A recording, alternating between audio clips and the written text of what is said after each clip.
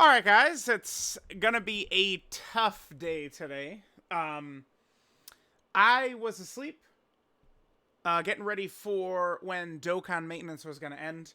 I've told people a lot of times that my sleep schedule, like, I kind of just, I mean, covering Dokkan is essentially my full-time job. I mean, it sounds ridiculous to say, but it is true, right? So I'm always just focused on, like, my sleeping. I sleep whenever. I just want to make sure I'm ready for, data downloads, usually like 9:30 p.m. my time. New character reveals and stuff like that at 3 a.m. my time. So, like, I knew that the maintenance was going to end at 3 a.m. my time, and there was going to be presumably lots of crazy stuff going on. So I was ready to wake up around 1:30 a.m., 2 a.m. I could kind of just, get up and then be ready to go, just boom, boom, boom, boom, boom.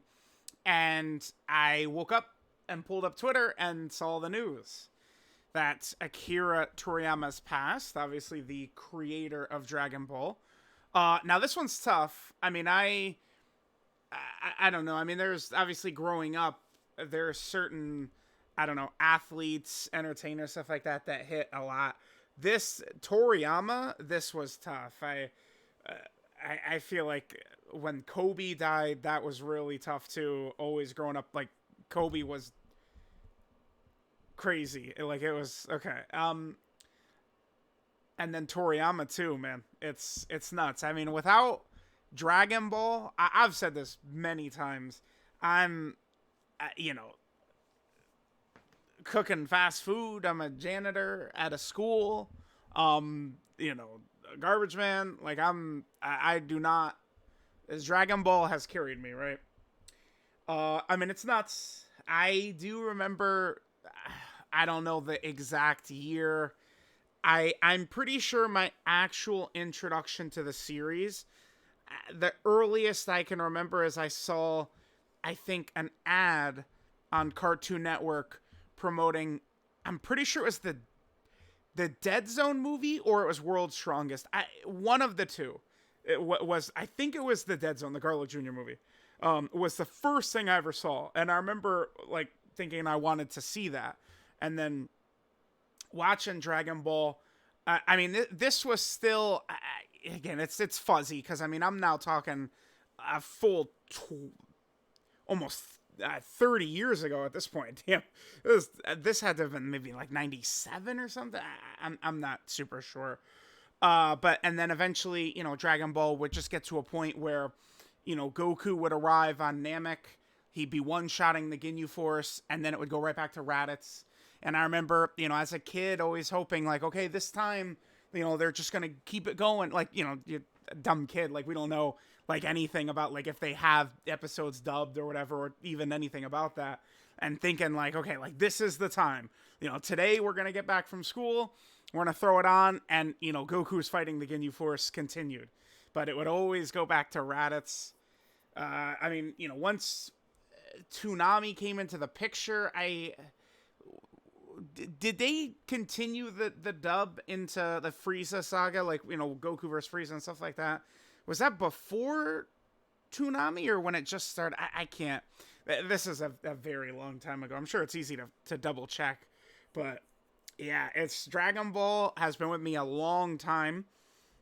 If you guys were not aware, when I originally started the YouTube channel, I was doing, like, RPGs. I've always been a huge, like, OG Final Fantasy fan.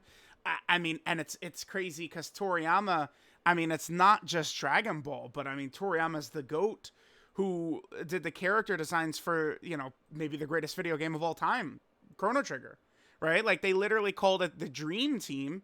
Who was it? It was Toriyama. I think it was the guy who made Final Fantasy and then the guy who made Dragon Quest. That was what they called the Dream Team for Chrono Trigger, I believe. Yeah, here we go. The game's development team including 3 designers that Squaresoft dubbed the Dream Team. Hironobu Sakaguchi, creator of Final Fantasy, Yuji Horii, creator of Dragon Quest, and Akira Toriyama, character designer of Dragon Quest and author of Dragon Ball. Yeah. I mean, dude, I was a huge, like, turn-based RPG guy always since the beginning. Loved Chrono Trigger. I'm a big Dragon Quest guy as well, although I haven't played very many of them. I've been told that whatever the recent one is, I think 11 is just like an old school kick-ass RPG that I gotta jump into. I never actually finished Dragon Quest 8. I've put 500 hours plus in a Dragon Quest 8, but I've never actually fought the final boss. Right. But originally when I created the YouTube channel, like I was doing, like kind of like let's play walkthroughs of like a bunch of stuff. Mostly Final Fantasy games. I did like some Resident Evil, I did Kingdom Hearts and stuff like that. And then Dragon Ball Super became a thing. And I remember, I would do like weekly reviews, and like the beginning of Dragon Ball Super was kind of, I mean, you guys know, it was a little iffy. I think they just rushed into Dragon Ball Super too quickly after Resurrection F, right? What is it? They just made $1 bajillion from Resurrection F. They said, what are we doing? Let's just get an anime out the door. And they're like, all right, yeah, sure. It's you got 2 weeks. That led to the shenanigans. I decided to let it build up. And I think what got me back into it was Goku Black. Like it's like I had watched a little bit. I finished Battle of Gods, and then after Battle of Gods, I was like, all right, I'm gonna let it build up. I remember seeing some talk of Universe 6 and stuff like that. But then when Goku Black shows up, that's what kind of like got me like solidified back on it. And then eventually, like I ended up on Dokkan from Rhyme's channel.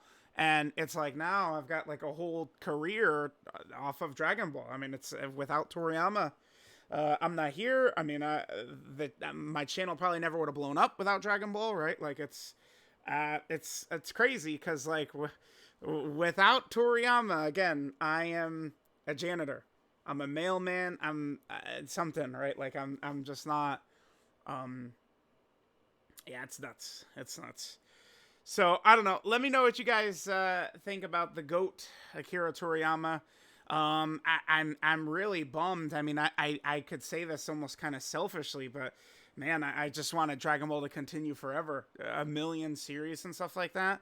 I'm sure they will make it, but I mean, you could tell when a lot of the best stuff is from Toriyama. Like it's very obvious what good moments are from Toriyama and some of the recent series and stuff like that. Like Moro to me feels very Toriyama-esque. I don't know.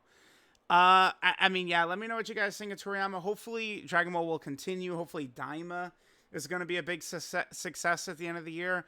I mean, now it just takes on a whole different feel. With Toriyama gone, we'll see how that's gonna go. I hope that Dragon Ball never stops going, man. That's just this Dragon Ball is my series, and as long as Dragon Ball is there, I mean, I will be there paying for it. My butt will be in the seat. I will be watching. I will be buying. I'll be reading all that good stuff. So, Toriyama, our GOAT, he impacted my life quite a bit, and he definitely impacted a lot of other people's too.